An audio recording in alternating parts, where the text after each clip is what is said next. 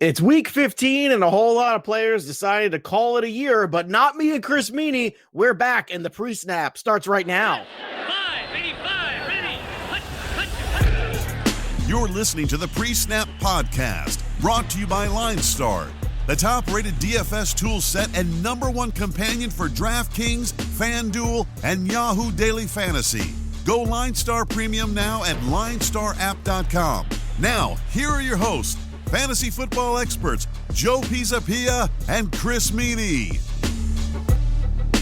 Hey, yo, what's up, everybody? It's me, Joe Pisapia, and welcome to the pre-snap right here on the LineStar app. It's me, and it's Chris Meaney, and it's you, and we're breaking down week 15 in the NFL. We got a whole lot to get to, including a whole lot of new names that you need to know and understand, because I'll tell you what, the LineStar app has got everything updated. We're updated, and a lot of guys decided, you know what?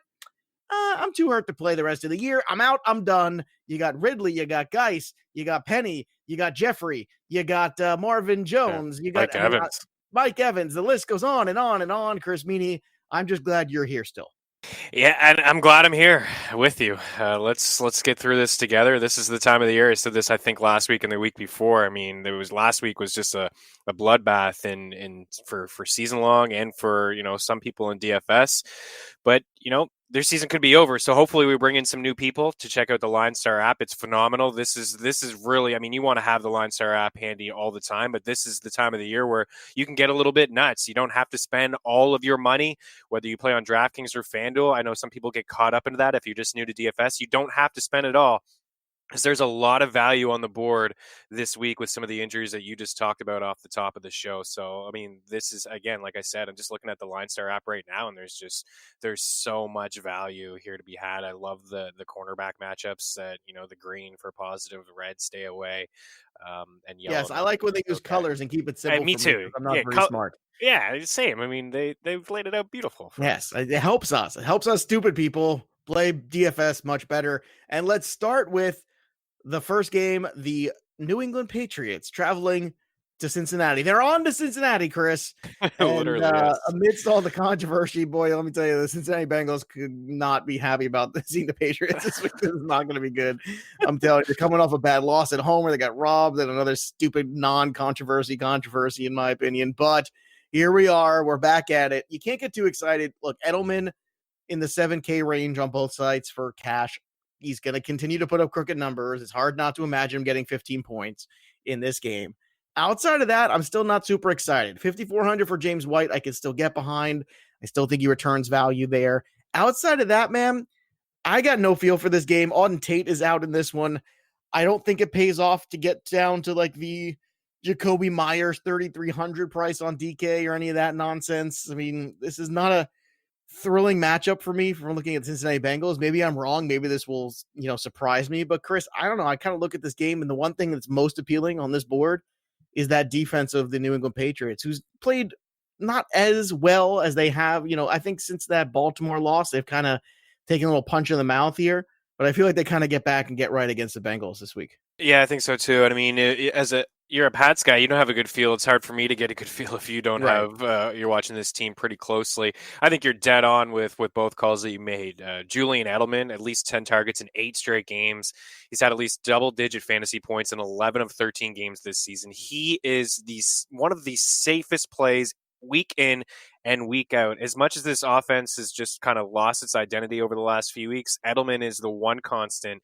I mean, he's failed to reach 78 yards in 1 of his last 6 games. I mean, he's as you said, a lock-in for double-digit fantasy points. So I think if you're a cash game player, even if you're a tournament player, you could play him. The ceiling isn't as high as some other wideouts in around that price range, but I think if you're a cash game player, you just go ahead and lock him in.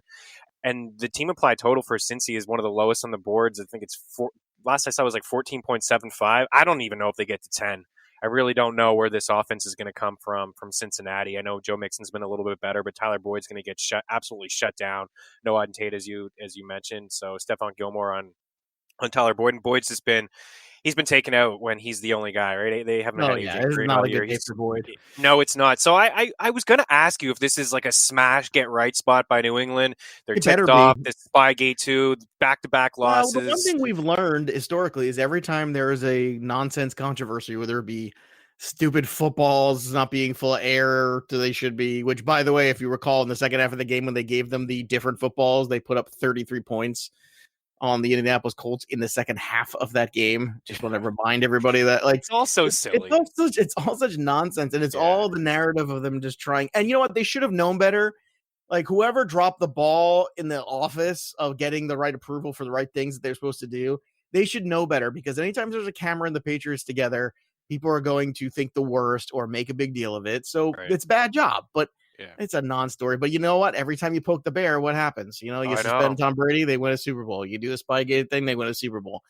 Can't they just learn to leave them alone? Like when they're dead on the respirator, pull the plug, man.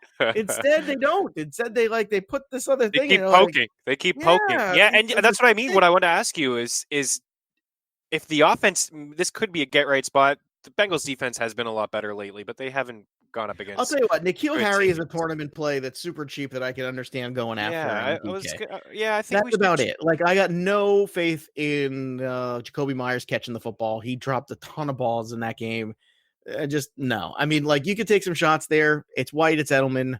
Yeah, maybe N'Keal Harry in a like I said, because like he's starting to show you a little bit. He's showing some moments there, you know, besides just the touchdown, but whereas Jacoby Myers gets open and just can't catch the football, and that's going to not endear you to Tom Brady. All right, what will endear you to Jameis Winston is all of the points. That's right, all the yards, all the points. They're playing the Lions. The Lions stink. We're at that point in the season where everybody's just folding up the tents here. But without Mike Evans, that means Rashad Perryman is definitely in play. 4,500 on DK. That's a really nice price for him. 6,400 over on FanDuel. I could get behind that as well. Slay will be shadowing Godwin, I'm assuming. That seems to be the smart thing to do, which means Perryman and OJ Howard, who's just 3,500 and somehow working his way back into consciousness. I don't like it on FanDuel, but I do like it on DraftKings at 35, where I can make the case for OJ Howard. And if you want to put Winston with him and Winston and Perryman, however you want to make that work, I'm good. I'm out on the Lions except for Galladay, and it's Perryman is the guy that I like the most in this one. Yeah, I would agree with you there too, and I think you nailed it when you mentioned FanDuel, because he's $6,400 on FanDuel. That's a bit much. You're getting into the range of some other guys that have maybe higher ceilings, like DJ Moore. You want to sprinkle in Keenan Allen in tournaments. You want to spend down a little bit on a guy like AJ Brown or DD Westbrook, Terry McLaurin. So it's a little too pricey for me over on FanDuel, but he's shown up over the past couple of weeks, even with Mike Evans in the lineup. He's got 8 catches, 11 targets, and over 140 yards over the last 2 weeks. And you want to dig a little bit deeper, I think Justin Watson is interesting as well. 8 targets, 5 grabs, 59 yards, and a touchdown last week. Hasn't done anything all year, but he really hasn't had an opportunity. He's going to get an opportunity this week. So he's the bare minimum on FanDuel. He's $4,500, and he's $3,700 on DraftKings. I feel like Watson actually will be pretty chalky, and for that reason alone, on DK, I will go Perriman. But on the other side, on FanDuel, I'll take the value with Watson, if that makes sense. All right, Houston Texans. They don't know who they are. I don't know who they are. They're traveling to Tennessee to play the Titans, who are playing good football right now. I'm fine with Watson Hopkins as a pairing in cash. I think that's still a very solid one. I don't love the cornerbacks of the Tennessee Titans, but I think QT is in a really good spot here. Just $3,400 on DK.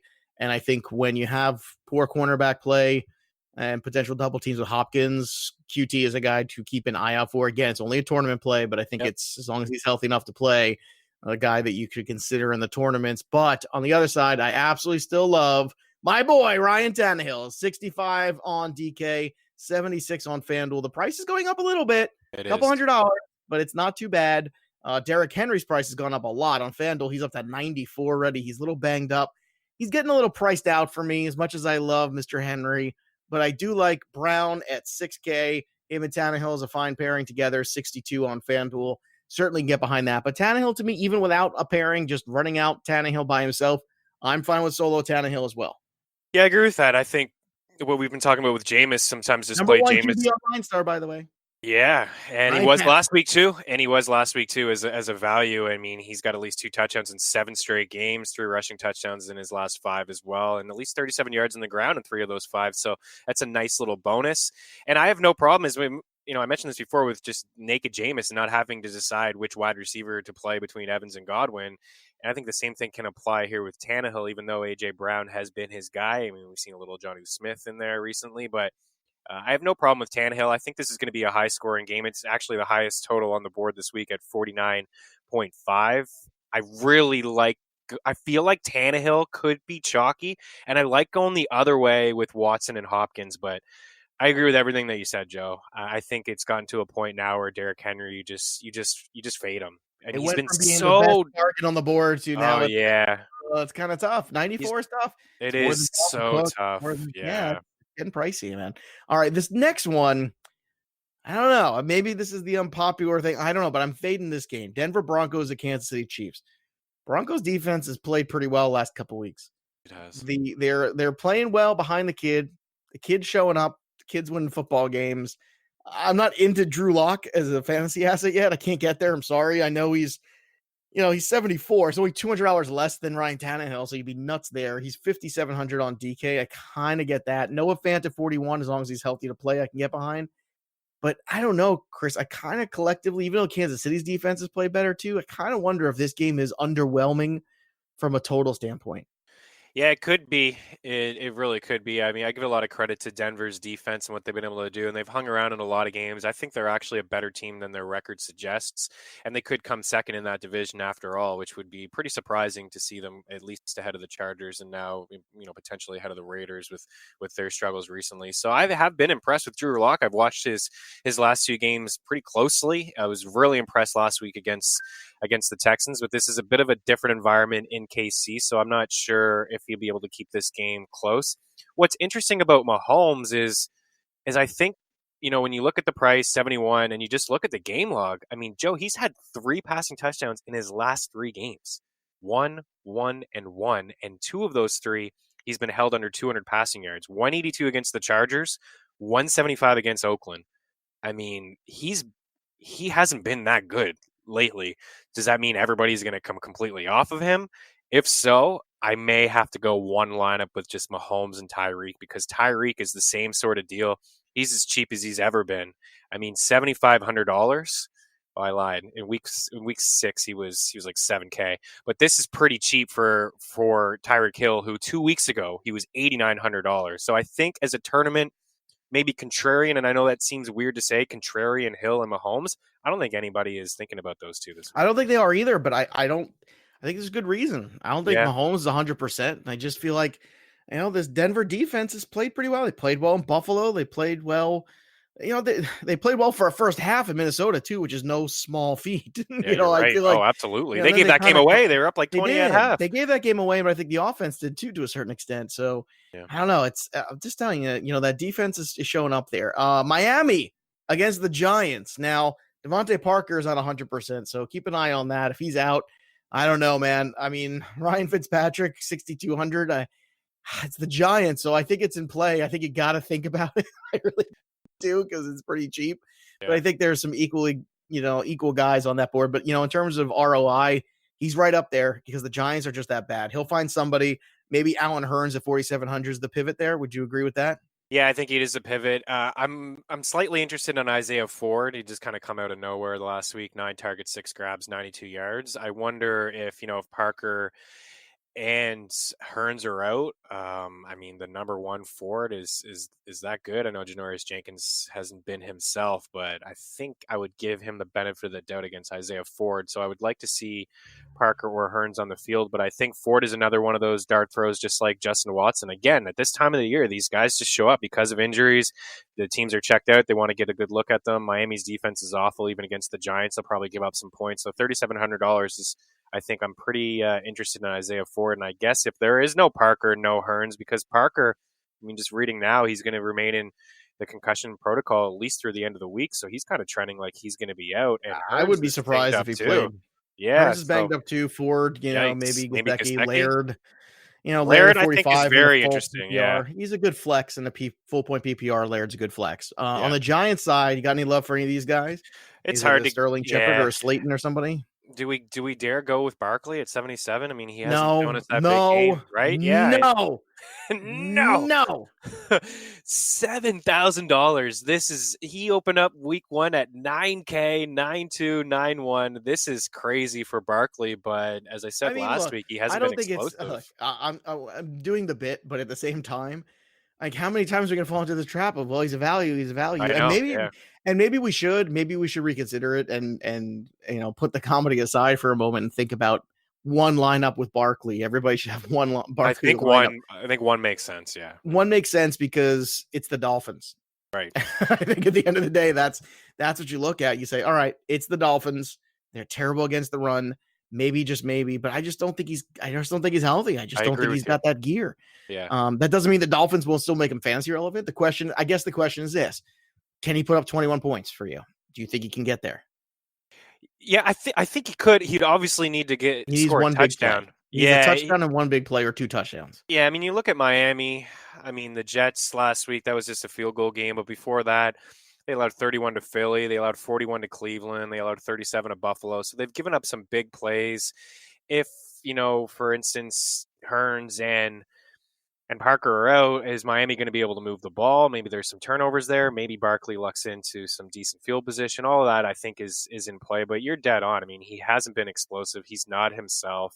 I mean, you have to go back to week 1 and week 2 when he didn't have that ankle injury, right? The foot injury. He was, churning out 100 yards and a few grabs. And I mean, 66 yards, 59 yards, 1 yard against the Jets. Like, none of that is appealing. I get it. But I think one lineup if you're a big player. Yeah, I can understand that. All right, let's go to the Eagles at Redskins. No Darius, guys. He's done. We're down to McLaurin as a flex, which I'm okay with. I think I can still get behind that. He seems to do enough. I hate everybody on the wide receiving core of the Eagles. Of course. I don't know what to make of this. I feel like this is another thing where we keep running into brick walls where, when should be good here, but it's always underwhelming. So where do you stand with this one? Maybe you've got a better gauge than me because you're an Eagles guy. I'm kind of lost here.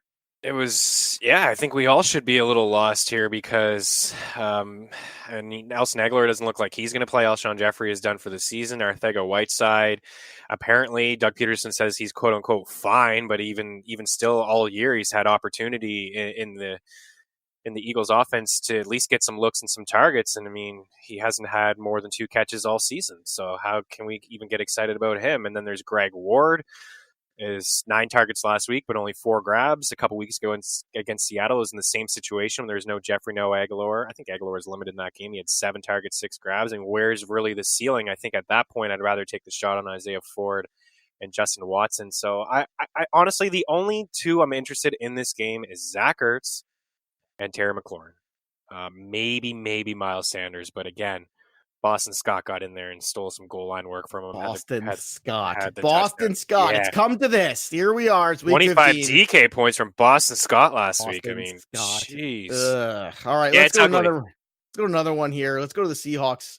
And obviously with Rashad Penny now out, we've got some clarity here, which is actually just came right in time. Because for me, when you're looking at Carolina and how they've just been gashed by every running back in creation, I think you go right back to Chris Carson at 7,500. I think he's a great play this week against the Panthers. I feel like the Panthers have folded up the tents, and I'm kind of worried that McCaffrey's hit a wall because he's going to have a touchdown in a couple games here. I feel like everyone's just kind of slowly shutting things down here for Carolina, and Ron Rivera got fired and all that stuff. I just feel like, I don't know. Give me Carson. The rest of this game you can have. If you want to go with Wilson, okay, I got no problem with that.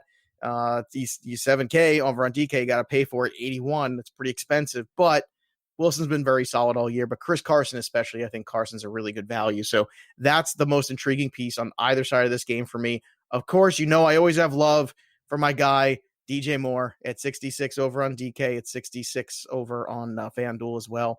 69 over on FanDuel. But really, for me, I'm going to pass on McCaffrey yet again, and I'm going to go in favor of my boy Chris Carson, who now has the backfield to himself again.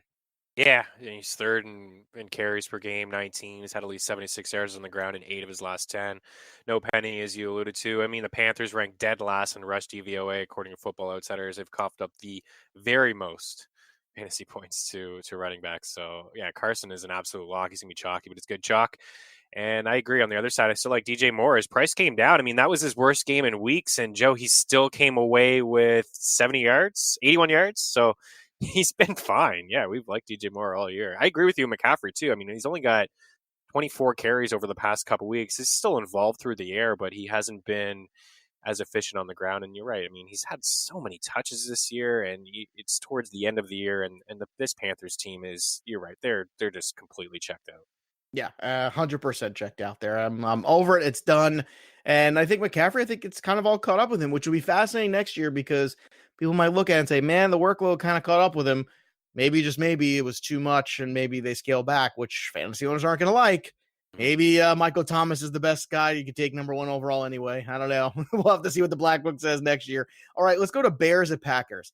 Good luck, okay? I don't know. There's a couple games on this slate where I just throw my hands up. Like, I just want to light money on fire because I feel like that's where we're at with some of these. Trubisky coming off one of his better games. I will always feel good about Allen Robinson, although if you notice on FanDuel, all of a sudden, he's 8K. Allen Robinson, 8K? Crazy. He's 6,800 on DK. Much better value there than over on FanDuel. I'm not saying you can't play him. Just saying he's 8K. I would avoid him at 8K, I think. On FanDuel, I agree. I think on DK, you play him. FanDuel, you don't.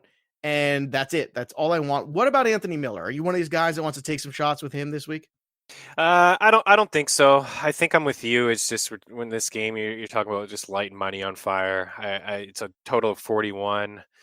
I expect it to be a struggle, I think, on both sides offensively. The Bears have kind of had their way with Aaron Rodgers over the past couple of years, more so in Chicago. I know this game's at Lambeau, but I still have a little bit of respect for their defense. And there's just been so much inconsistency from Aaron Rodgers so far this season that I can't really get behind him in the passing game. The same with Trubisky is just, he's coming off his best game of his career, but can he do that again? I mean, his best game of his career. Can he put 2 straight games like that together? I don't know. I'm not banking on that. I do like the price of Robinson at 68, and that's kind of the only way I'll go. I mean, just look at the 30 targets over the last 3 games for Allen Robinson. Better play on DK anyways because of the price. Get the full point for the catch because a lot of it hasn't been over the top. It's been a few the short yardage throws, just getting involved through screens and through slants. So I'm kind of avoiding this game altogether, Joe. I mean, Aaron Jones, if you want in tournaments, sure, he's just a tournament play, but there's just always that fear that it could be Jamal Williams. I'll tell you what, I will jump back in the Aaron Jones bandwagon here. Again, whenever they run the football at Aaron Jones, they win football games. Whenever they don't, they don't. Yeah, good call. At 73 over on DK, it's deceivingly good because he doesn't catch the football that much. But on FanDuel at 78, I think it's still within range where you can get involved in that. Anybody at this point who's starting Aaron Rodgers, I have serious questions for you about the choices you've made in life. I just can't get there. He's not what he used to be, and that's okay. You just got to move on. All right, let's get to the 4 o'clocks here. And the first one is Vikings at Chargers. Now, this one I got some curious things about here. I got some questions. I got some answers. I got some ideas because I feel like when we're looking at this one, I feel like there's going to be points. I mean, it's hard to ignore what Eckler did last week. That was another incredible performance by him. And it just shows it doesn't have to touch the football a ton to be super relevant. Are you going back to Austin Eckler this week and just kind of riding this wave? Yeah, I don't mind it just because of his work in the passing game. You're right. He doesn't need a whole lot because he hasn't been getting a whole lot. It's only been 1 game where he's had double-digit carries with Delvin Cook or with Melvin Gordon, rather, in the lineup and active and playing. But even still, 8 catches, 4 catches, 4 catches. I mean, 23 targets over his last 3 games. You can't ignore that. You cannot ignore that with Austin Eckler. So I don't mind that play at all. A little hesitant to play Delvin Cook. I don't know. I think he's just getting pretty expensive. I feel like over the last 3 games, I know 1 he left with an injury, but over the last 3 games, 15, 14, 16 DK points at $8,900, it's not going to cut it. It's not going to do it for me. So I'm more interested in a few other backs who are actually a little bit cheaper. So fading away from Cook. Plus, there's that look-ahead game against Green Bay next week. There's always the thought that, you paint the script potentially that Minnesota has their way with the Chargers. Maybe Rivers is old Rivers. He's throwing some picks, and maybe they lean on Madison a little bit in the second half of the game. That's possible. So out on Cook, interested in Eckler. And kind of interested in maybe Keenan Allen at 63. I think he's mispriced. And I was glad you said that because that's what I kept looking at. I felt the same exact thing. The cornerback play has not been good here. And I feel like Keenan Allen can actually have himself a day. I thought the 68 was okay, and on DraftKings, just 63. Yeah. Sign me up, man. Like, I just felt like you're right. It's just something's wrong there in the pricing. Whenever something's wrong in the pricing like that, or you see a big divide, we always like to put that, out there here on the show with whenever there's a huge divide of those things, we're like, all right, where are you at here? Where does it go? And why is one guy on one site, this high, and on the other side, he's really discounted? There's an anomaly. There's something there to look at and pay attention to. And I think you got to keep that in mind. Anything else in this game before we move on to the next one?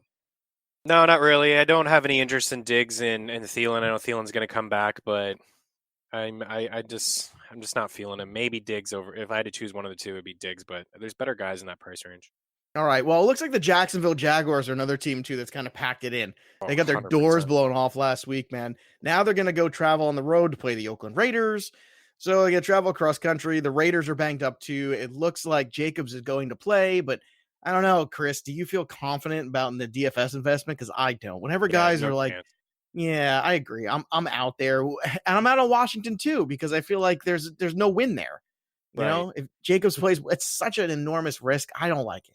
No, I know it's too bad because the matchup is decent, but there's been conflicting reports on Josh Jacobs, and I mean, this is the last game at the Black Hole. I'm sure he wants to play, but I mean, let's look at the big picture here. I know Oakland probably feels like they have a chance, but they don't have a chance to make the playoffs after losing to the Titans last week. They're done. So I think Washington does become interesting. Maybe you keep a flex spot open if you're playing, and that game's at 4:00. I mean, last week we heard Josh Jacobs get announced inactive just an hour and a half or 2 hours before the 4:00 game last week, and all of a sudden Washington became a decent flex play. But I don't really want to play that game with them. I'm trying to see what Raider I could get myself involved with. It's and Waller. I think it's just Waller. Yeah, it's just Waller. That's it. Yeah. It's Waller at 55 on DK.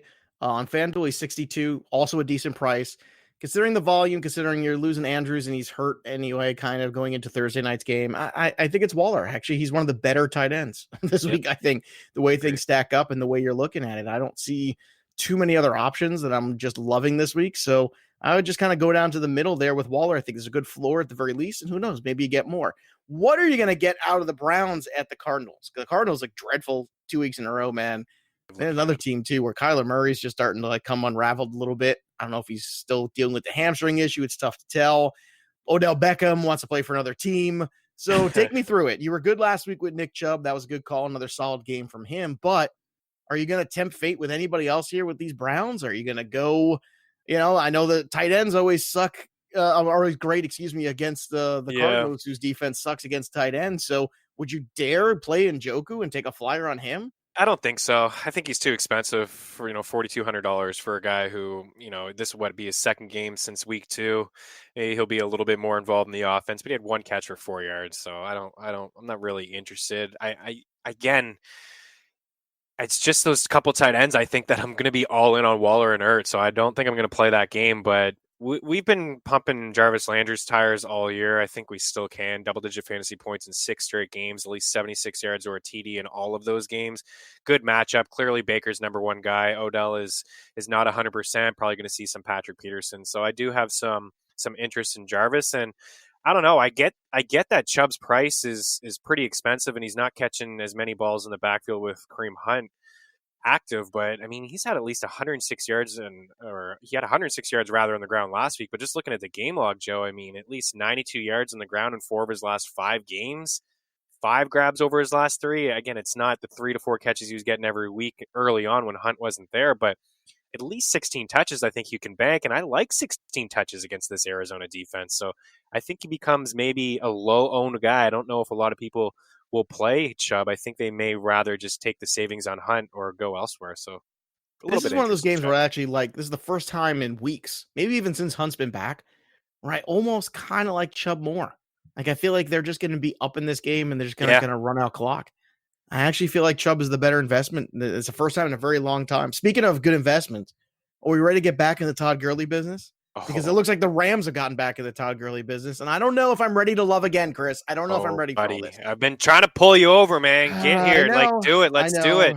They've turned it over to Todd Gurley. I mean, he's had 4 good games this season, and 2 of them have come in the last 2 contests. He has 42 carries, 174 yards, and 2 scores over the last 2 games, looking like the Todd Gurley of old. And also on top of that, 5 catches for 54 yards over that span as well, and at least 3 grabs in 3 of his last 4 games. So he has been involved, interested. I mean, that's not the right word, but last week Cooper Kupp only played 55% of the snaps. And they're going towards this Robert Woods Higbee / Gurley style offense now. They are blocking a little bit using those 3. It is working. So why won't they continue to do that? I think Gurley is. I mean, $6K, Joe, $6K for Todd Gurley. He's priced like he's struggled all season. He's trending up. Well, if the price fits, Chris Meaney. But I mean, look at the last couple of games: 21, 18, 21 points. I mean. That's returning value at that. Look, I agree. I think it's a sound investment. Do you like it in cash or do you like it in GPP? I would play him in cash too at 6K. Wow. Yeah, My God. They've You're turned so it over, forgiving. man. Not me. I get burned. That's it. I'm out. It's very. And it's funny because I wasn't in on him at the start of the season. I didn't play him. I didn't draft him anywhere. I was in the beginning, and then we were both out in the middle. We've and now never been it's on the same page here. And you're like, yeah, we've come full circle. Now you're in, and I'm out, and I just no. I mean, I think you can get involved with both backs. I think this is actually a high scoring game. Here we go. Who's the better value on the week? Okay, is it Barkley or is it Todd Gurley? It's Gurley at 6K. I agree. I will say that because I understand that better offense too. That's what I say. I say the same thing. So give me Gurley. I'm with you there in that comparison. So with Derrick Henry all the way priced up, I'm losing my running backs here. This is where I'm losing my guys. I think I have no choice. I have to be on Team Gurley with you. I hate it. How about the Cowboys side of this game? What do you like there? Yeah, I mean, I like Zeke on the other side there as well. It's the second highest total on the board at 49. I think there's going to be some points scored here. I mean, Zeke is $7,800 or $1,700 more than Gurley, and they've been pretty much the same guys over the past couple weeks. I mean, there's been a little bit more efficiency with Zeke over the past 4. Fading Cooper Amari Cooper, fading him. I'm worried about Jalen Ramsey. Don't like that matchup, but I am intrigued with Michael Gallup at $5,700. Again, I just think there's going to be some points scored here. And Robert Woods and Gallup, they're my 2 favorite wideouts, especially Woods. I mean, Woods has over 40 targets, 47 targets in his last 4 games. I know. He finally got a touchdown. Finally a touchdown. Yeah. Man, talk about it again. But God, what a! I don't know. You know what? Every time I think he's a disappointment, I remind myself Brandon Cooks is still there too. Yeah, and he just seems like he's phased out, Joe. I mean, 2 targets last week. Yeah, got into not a shouting match with Sean McVay last week, but there was a play where he completely ran the wrong route, and Goff. A lot of the announcer was looking at Goff and this, but McVay was not looking at Goff.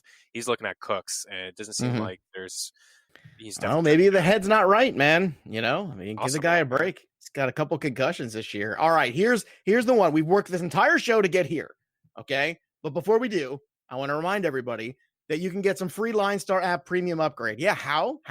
Well, you try SuperDraft. Okay. Go to superdraft.io/LineStar and you get 3 months of LineStar premium for free for new customers when you deposit $10 to SuperDraft. Again, that's superdraft.io/LineStar. You get in there, you put $10 in, and you get 3 months of premium LineStar goodness. And all you need to do is play in the multiplier contest, and you need a must play. So who's the must play multiplier for you this week, Chris Meaney? Ooh, Chris Carson. Yeah, right. I like that one. Chris Carson. I support that message. That message. All right, so here we go. This is the one I've been looking for. This is the one I want in. And I'm not living off of last week. I just know what I know, which is nobody runs more of these quick slants than the San Francisco 49ers. And nobody is worse at trying to guard anybody than the linebackers of the Atlanta Falcons. So, yeah, you've been on that all year. You've been dead on. I've been on this for years, plural years, okay? And all I know is you can go Sanders, you can go Debo, you can go Garoppolo, you can go all 3. You can add in Mostert if you want. You can go with a 4-headed 49er monster, and I don't think it's going to be wrong. I just don't. The price is right. 66 for Sanders, just 58 for Debo, 61 for Garoppolo, 52 for Mostert. It's my favorite stack of the week is the 49ers against the Falcons. And over on the FanDuel side, Mostert's just 75. Look, he seems to have emerged as the guy. Debo is 65. Sanders is 69. Garoppolo is too expensive there. I would not use him on FanDuel. 84 is nuts. I'm not doing that. I'm not going to go to Garoppolo at 84, but on DK, I would, and I will early and often. Again, there's one of those disparities in price from site to site that it makes no sense. So I guess the question is you with me, Chris Meaney? Oh, man. Oh, baby. Let's go. Yeah. I mean, I just love doing these shows with you and working with you over the past few years. Yeah. You pull me right in. You really do. And we're usually on the same page. And you just said it perfectly. And when you were talking about this, I was thinking in the back of my head, but will he go with Jimmy G on FanDuel? And you just said it. No, you can't. I don't think you can. You can't it's just spend up. Stupid. Because if Jimmy G is at 80, this is where people go wrong because they look at it and they go, okay, well, I'll just go. No, you can't just go blindly because Jimmy Garoppolo at 8,400, soaking up so much of that budget at quarterback, where you can go all the way down for $1,000 less and go get yourself a Ryan Tannehill is going to be comparable. Why would you do that? That's stupid. Yeah, no, it is stupid. I agree. There you go. I can't say it better than that. No, you can't. It's not going to have the same sort of feel as like a shootout, right? So I think, as much as I do like Sanders, Jimmy G, you don't want to spend up for that. But I like the Mostert call. I like him a little bit better on DK at $5,200. It's just, you look at San Fran, and you see at home 11-point favorites, and you look at Atlanta and the struggles they've had to run the football. Julio Jones is not 100%. Calvin Ridley is not going to play in this game. So how are they really going to be able to move the football here? So I feel like you're right. They've turned it over to Mostert. It's not Tevin Coleman. It's Mostert and Breida, but Mostert has earned back-to-back 20 points. I mean, the guy just looks like the best back they have. And if you're rolling with the best, you just came out of a big victory. You don't stray away from that. You lean on him into the second half. Yeah, that's what you do. You go get some. Go get yourself some. All right, speaking of getting ourselves some, let's go after those touchdowns again and win some people some swag. So retweet or like this segment, and you just might win some free stuff courtesy of the LineStar app, the absolute best tools in fantasy DFS in terms of football, NBA, MLB. We got it all, NHL. It's all here in the LineStar app. So give me your guys, who's your running back and your wide receiver to fall in the end zone this week. Let's see who's going to win the battle, me or Chris Meaney. Chris, who's your running back who is a lock to score this week? All right, since I've been pumping his tires all show, I might as well put, the money where the mouth is, or Todd something Gurley? To that. I believe that's the expression. Oh, my God, you did it. I was Todd waiting Gurley? for you to do it, and you did it. Good for you. I'm doing it. I'm all in. 6K, 100%. Todd Gurley. He's going to have a monster game. Let's go. Todd Gurley is my back, and I'll go chalky with my wideout, DeAndre Hopkins.